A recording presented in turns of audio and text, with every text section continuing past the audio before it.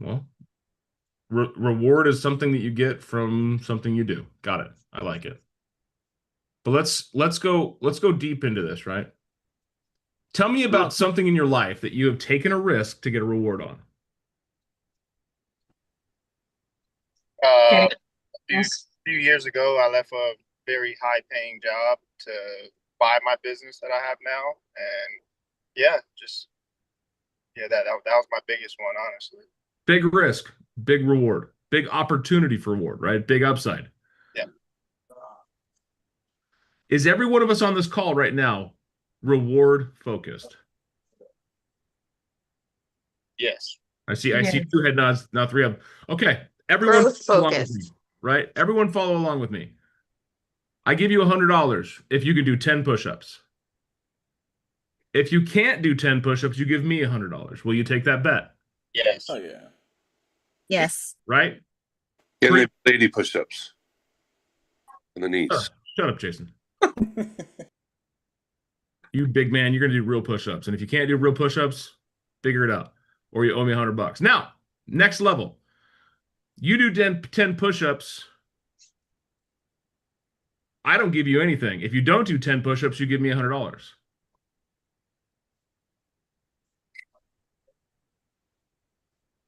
Maybe. Or Does it look cool? But Okay. Now I see some. I don't want to do that at all. Having PTSD right now. Over putting All, no, sir. No push-ups, sir. I'm sorry. Me too. no, I mean putting money on the line for I'll- doing. Again, risk versus reward. How many of us are carrot versus stick, right? The carrot is what gets the donkey to move the cart. The stick is what gets the horse to move the cart. Why is there a difference? Well, because some people are reward focused, some people are risk adverse. Okay, to my people that are willing to do 10 push-ups to gain $100 versus lose $100, let's up the stakes.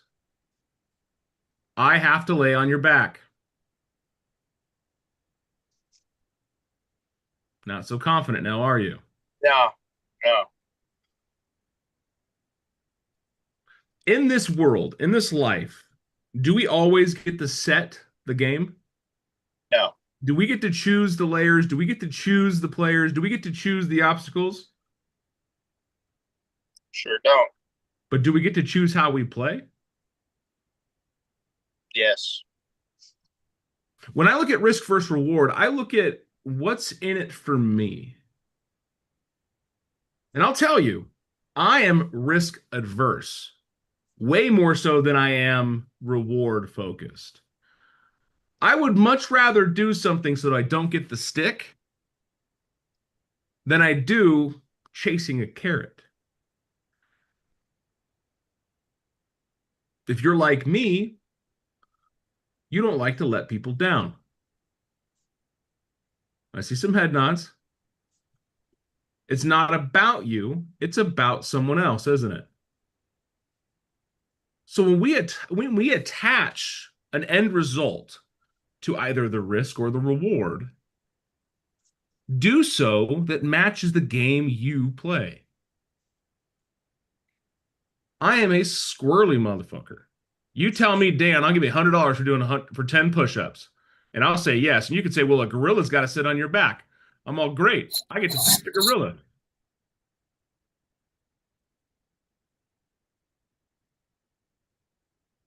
One thing I'll let you know is that no matter what game you're playing, there's always an element that you can change in your favor. So what is this? How does this parlay into real estate? How does this parlay into life? How does this work into the growth mindset? Is there a risk for you to challenge yourself to do more? You've never looked at it like that. Some of you look at it in FOMO. It's the fear of missing out, the risk that I'm going to miss out on something cool while I'm doing something boring.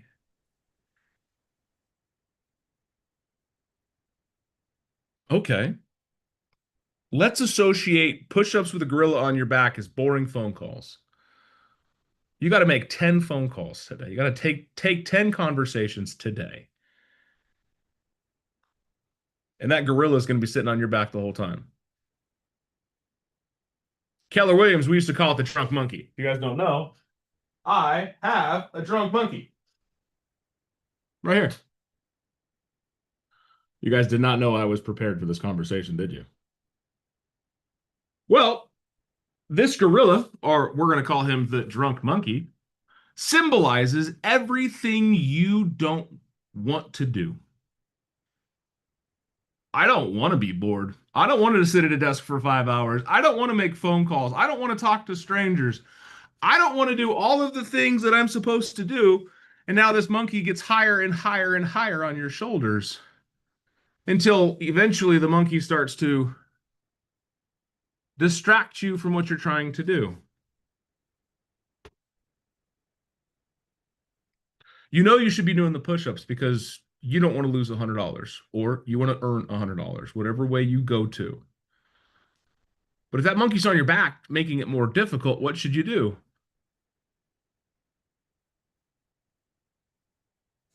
Throw off the monkey. There you go. Sheldon says, fuck it. Let's get rid of the monkey. I think that went in the trash can. Oh, thank God. It went behind the trash can. That trash can is filled with nasty shit. I would have had to clean my monkey. That'd have been weird. But get rid of the monkey. Get rid of the distractions. Get rid of the things that weigh you down from doing the stuff that you must do to earn your reward or to avoid the risk. I'm not saying it's bad or good to be carrot or stick. It just is. It's like the light is on or off. There is no justification for bad or good. If you're more risk adverse, you don't want to lose something, you want to miss out on something, you want to do something, that's your driving factor. If you're more reward focused, like, oh, I can't, you put a target in front of me, I'm going to get it. Right? The funny thing is, I meet a lot more risk adverse people than I do reward focused. Another way this has been talked about is pain versus pleasure. Most people will run faster away from pain than they will towards pleasure. Why do you think that is? It's the easier way to go. I wouldn't so much say easier as it is known. It's kind of all going the same direction, though, right? Not always. Go left for pain, go right for pleasure. Pain has a longer lasting effect. Mike, you Sticks with you. Pleasure, you kind of forget about because you've got your dopamine charge, and there it is. Pain seems to last forever. So if we know two things about the human body, we know that we are chemically respondent, meaning that if something happens in your psychological world, your emotions, it's a chemical response in your body. What does pleasure give you? Did anyone know? Do you guys remember high school biology? Did you guys talk about this in high school biology or just my class? Dopamine. Dopamine. Oh, I was about to say that. I thought I was wrong. Dopamine. Dopamine is the drug that makes you feel good. Does anyone know what emotional response triggers, or so what chemical response is triggered by the emotion of fear? Anxiety. Anxiety is an emotion. Cortisol. Cortisol. Stress. Yeah. Stress. Also a little bit of adrenaline.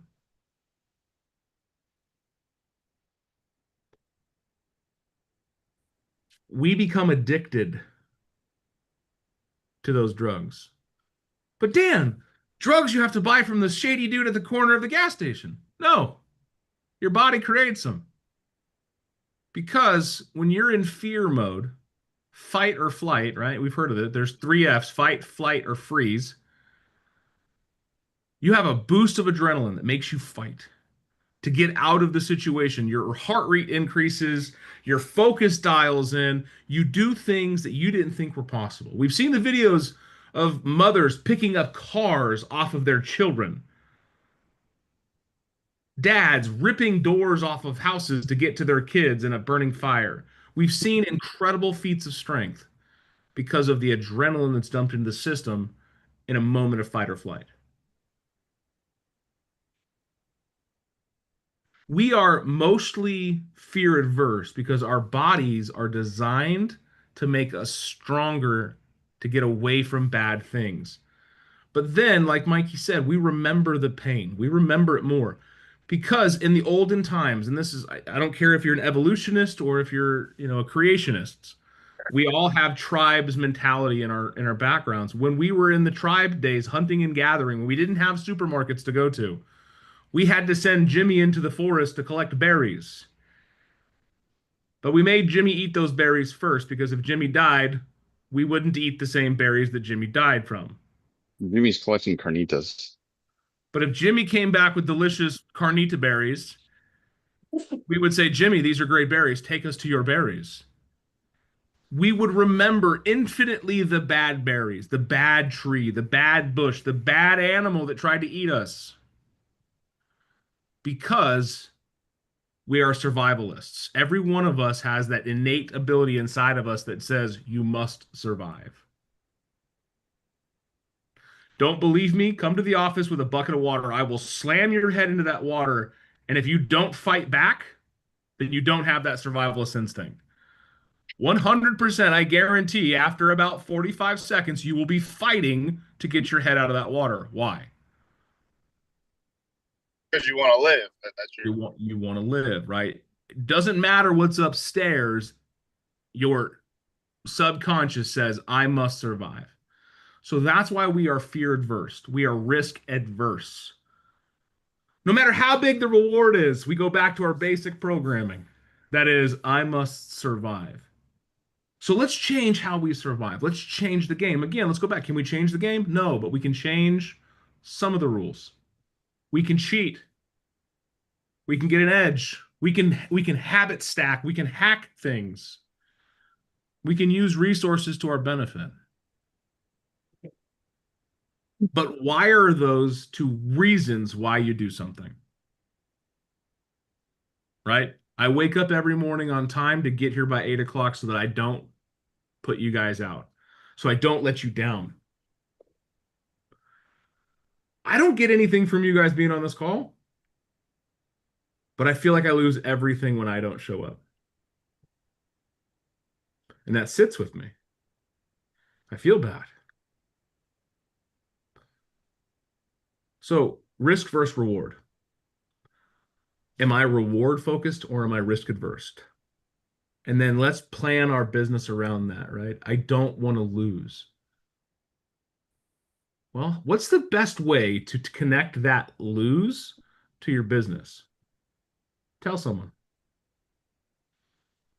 Or in Christina's case, you put money up on the line, which is a huge risk.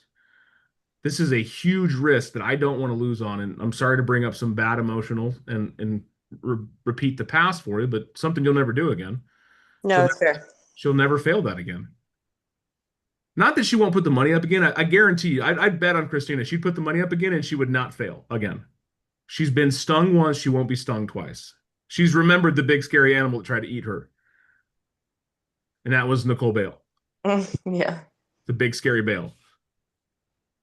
We thought she was a herbivore by her name. She was not. She was bloodthirsty. Am I connecting with you guys this morning? On the other side of what you want. On the other side of what you want will always be something more. And in order to get where you want to go, you will have to be more. So change the game, change your focus, change how you motivate yourself, and then communicate that to the people that are in your life helping you motivate yourself.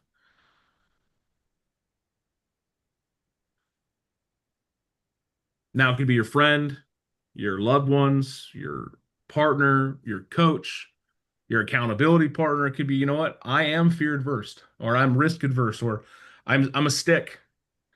I don't want to lose. I have played so many games afraid of losing, I didn't know what winning felt like. That's scary. But it's also fueled by my internal understanding that I can't get comfortable. If I'm so afraid to lose, I won't let you win. I will beat you. I will do everything in my power to make sure that I am on top. That gorilla is not controlling me.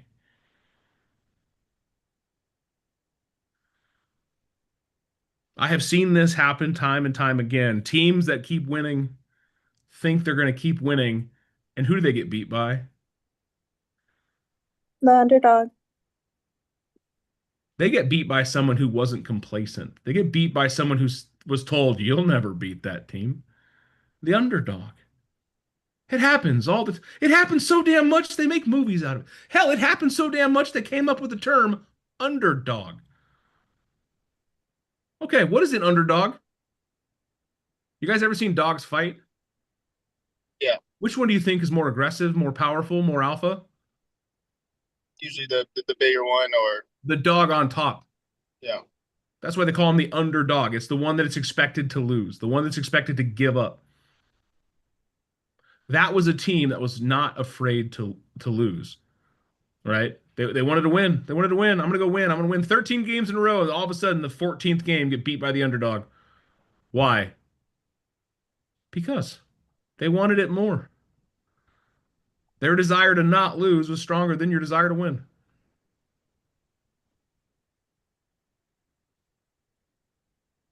Your demons, your self-limiting beliefs, the voices in your mind will often be your competition. They will often be the adversity that you need to shut down so that you can move forward into whatever endeavor you're trying to succeed at. I know a few of us on this call suffer from what I what I know as imposter syndrome. I'm only going to be this successful until they figure out that I'm not worth it. And I've seen people in that role for years. But then we need to focus on the wins that we've got, the things that we're being successful at. Find the berries. Focus on the things that got you success. Stop letting the monkey get fatter and fatter and fatter. The push-ups need to get done regardless of what's on your back, regardless of what's at risk, because you will not let it.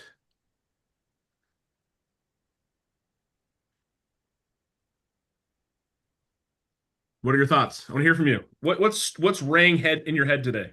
Share with others. When I wasn't jumping on these calls, consider like there's a time where I was like just not on my schedule. I lost 2 deals and I felt like it was a change in my routine and I needed to get back on the calls and just like start my morning with this. And I feel like it's changed just within the last month that I've been, whether it's on camera or just audio, but I'm on it trying Preach. to, yeah. I Same. was like, yeah, that happened because I didn't jump on dance calls. I want to take credit for the calls. I really do. I want to say, yeah, you're welcome for being in this environment. You're welcome for me putting this together, but it's not me. It's not me. You know what it is? It's being, Collective. what's that? Oh, I said the collective. Exactly. It's being exposed to higher thinking. I really love the term, the pack is dictated by the lead horse. Which one of us is the lead horse? All of us at different times. All of us at different times, right? Jim was succeeding at for sale by owners. Christina was knocking it out with buyers and sellers. Mikey's doing a great job with out-of-state buyers and clients and stuff like that. Working on negotiations, working on mindset, working on different things. It's never one person. I am not brazen enough to sit here and say, yep, I know everything. Listen to me. Don't listen to anyone else. You will be wrong. No. It's the collective. It's the environment that you're in. But when you show up in an environment of people that push you to do more, excite you to do more, expect you to do more, 10 push-ups becomes the minimum. Trey's all shit, I'll do 20. Christina's, I'll see your 20 and I'll give you 43. Jason Yeah, but I gotta Thompson do says, Jason's lady knee push-ups. yeah, Jason Thompson says, I'll see you next Thursday. I got to start working wrists and ankles before I can do these push-ups. Yeah. But here's the reality. Jason is so successful, he'll pay somebody to do his push-ups. I love that. Leverage. Sheldon, I'm getting Josh to do it. He's buff as shit. But let's get into the nitty-gritty of the risk versus reward. Whatever side you're on, pair with people that are the opposite so that you can understand, you can see how someone else looks at something. My wife likes to call me toxically positive. I am an extreme optimist in some situations. But I was raised by a simple belief. You guys can take this and live with it if you want. My father taught me to prepare for the worst, but expect the best. Because if shit went south, I was ready. I was prepared if things went the way that I didn't want them to go. But I was hopeful that they didn't. I prepared for the worst, but I expected for the best.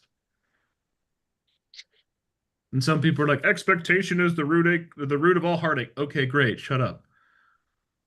If I don't expect more out of people, they don't show up. And who's the first person I need to expect more out of? Yourself. Yeah, take your thumbs. Everyone, 2 thumbs. If you're driving, just 1 thumb.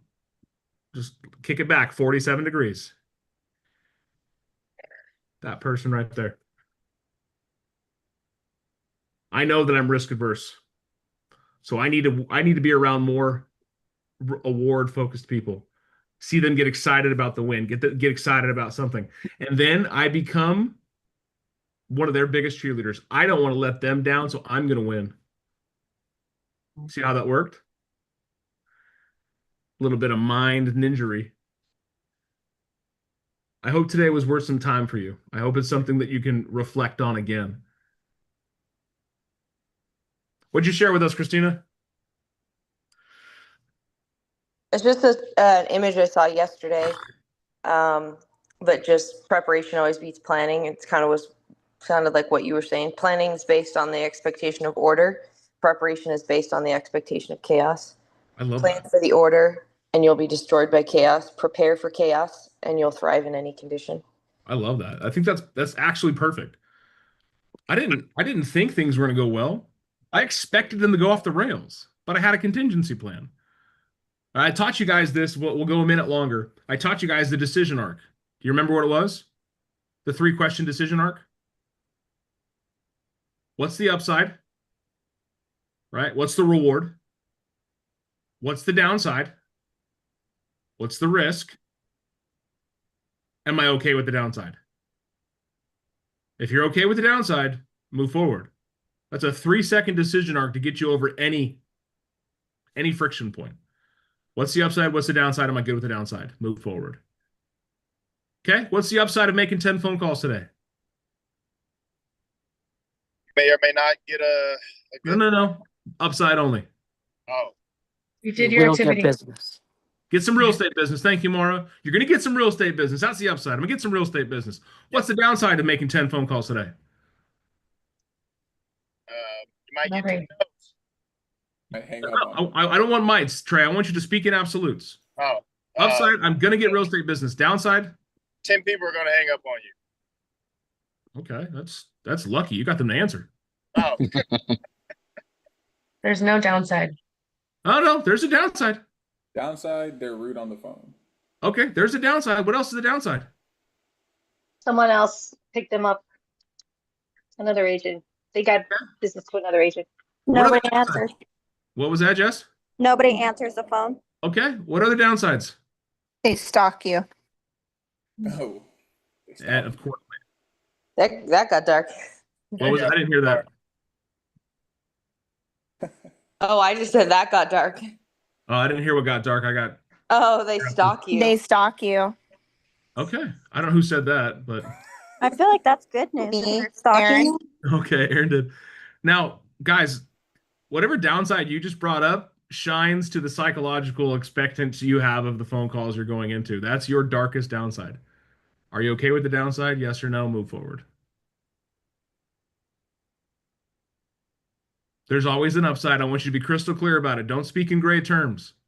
You may or may not get business. No, you'll get business. That's the upside. The upside is I'll get business. The downside is I won't. I can tell you the downside on everything is you'll die. You will die. What's the upside of drinking water? Hydration. Hydrated. Yeah. All right, you'll feel better. Hydrated. What's the downside of drinking water? You'll die. Yeah. You might Go to the die. bathroom. You'll die. 100% of people that drink water die. 100%. Are you okay with that? Fuck. You see how we I'm can pretty sure everybody that does real estate transactions die also. 100% of people, 100% of realtors who've done real estate deals will die. There was this one guy, he got licensed in where was it? Bethlehem? Had a really bad closing one day, but 3 days later he figured it out. Don't worry about it. He just got mixed up with the wrong clients, that's all. Yeah, no, They issued totally. him a cure notice. Yeah, 3 days later, the cure notice was handled. They pulled back the closing and everything was good. Guys, remember risk versus reward. Wherever you're focused at, stay with that. Partner with people on it. Get after it, guys. Because no matter what you want in life, it's not too far away to get there. You just have to be willing to take on bigger risks. Maybe you're not bigger risks right now, but there might be small incremental risks over time. Because if I tell you to do 10 push-ups, no one's told me, do I have to do them all at once? You all expected them to be right now. Didn't you? You're welcome. It's on the other side of things you're not willing to do. Yep, the life you want is on the other side of things that you're not right now willing to do. You can give me 27 years. I'm still not doing a push-up with you on my back. See? We'll see. Think about it. I'll talk to you guys tomorrow morning. Until then, if you haven't taken time, download that thing from Christina. That's awesome. I think it's great. I'll put it in our group chat later on. If you're not part of our group chat, that sucks. I think everyone on here is. If you're not, let me know now so I can add you. Okay.